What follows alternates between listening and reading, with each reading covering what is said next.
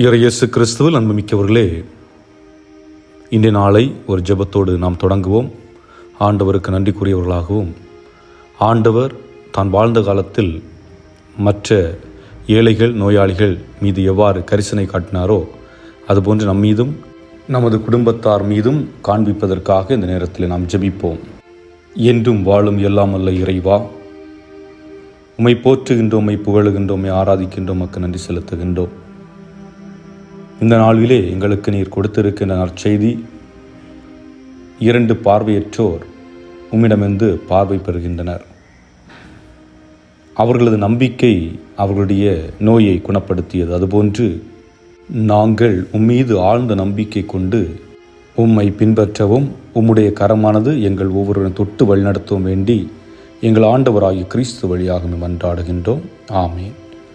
அன்புக்குரியவர்களே, இயேசு பயணம் சென்று கொண்டிருந்த பொழுது 2 பார்வையற்றோர், தாவீதின் மகனே எங்களுக்கு இரங்கும் என்று கத்திக்கொண்டே பின்தொடர்கின்றார்கள்.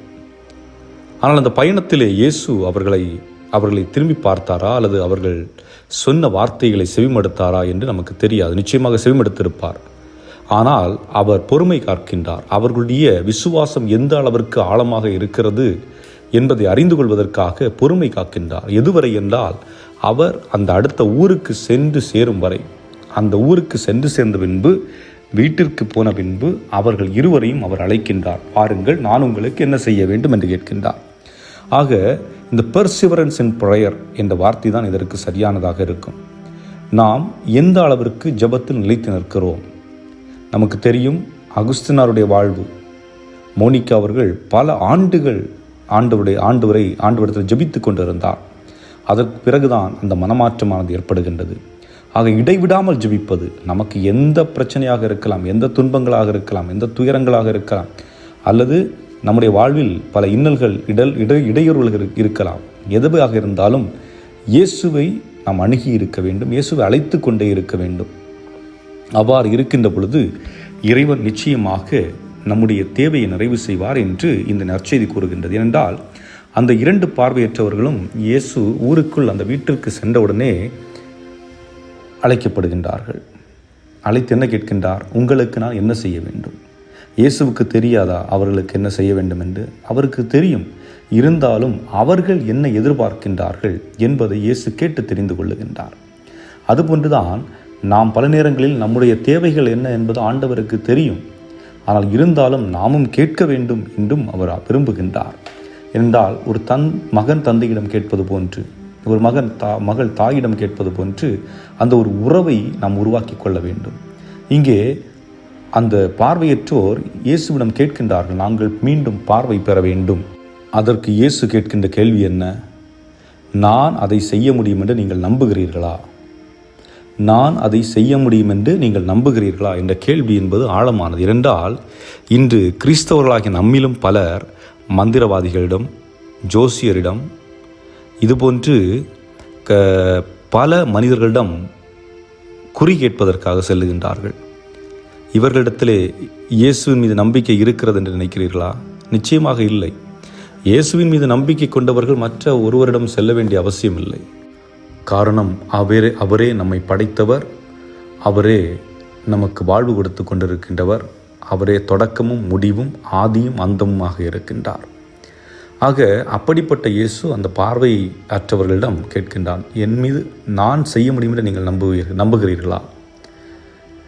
அதற்கு அவர்கள் கொடுத்த பதில், ஆம் ஐயா, நாங்கள் நம்புகிறோம். இத்தகைய நம்பிக்கை தான் நம்மிடம் இருக்க வேண்டும். பெர்சிவரன்ஸ் இன் ப்ரேயர், முதலாவதாக ஜெபத்தில் உறுதியாக நிலைத்திருப்பது. 2வது, இயேசுவால் தான் இதை செய்ய முடியும் என்று நம்பிக்கை கொள்வது. 3வது, ஆண்டவர் என்ன சொல்லுகின்றார்? அவர்களுடைய கண்களை அவர் தொடுகின்றார், கரங்களால் தொட்டு குணப்படுத்துகின்றார். ஆக இயேசு நம்மை தொடுவதற்கு நாம் அனுமதிக்க வேண்டும்.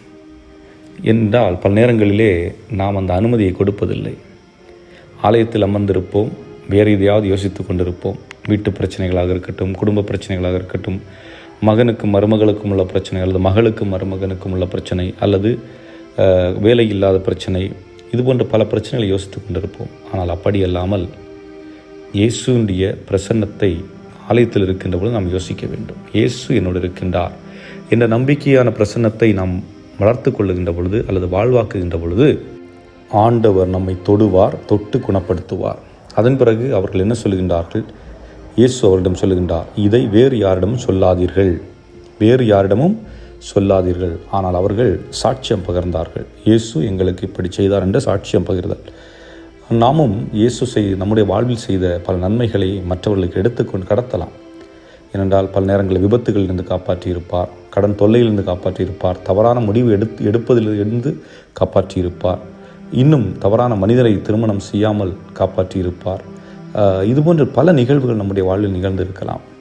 அவற்றையெல்லாம் எண்ணி பார்த்து ஆண்டவர்களுக்கு நன்றி கூறுவது மட்டுமல்லாமல், எனக்கு கடவுள் இதை செய்தார் என்று மற்றவர்களிடத்தில் நாம் பறைசாற்றுகின்ற பொழுது இறைவனுடைய அருளும் ஆற்றல் மீண்டும் உங்கள் மேல் இறங்கும். சிந்தித்தவர்களாக இறைவன் வரம் வேண்டி மன்றாடுவோம். ஆமேன்.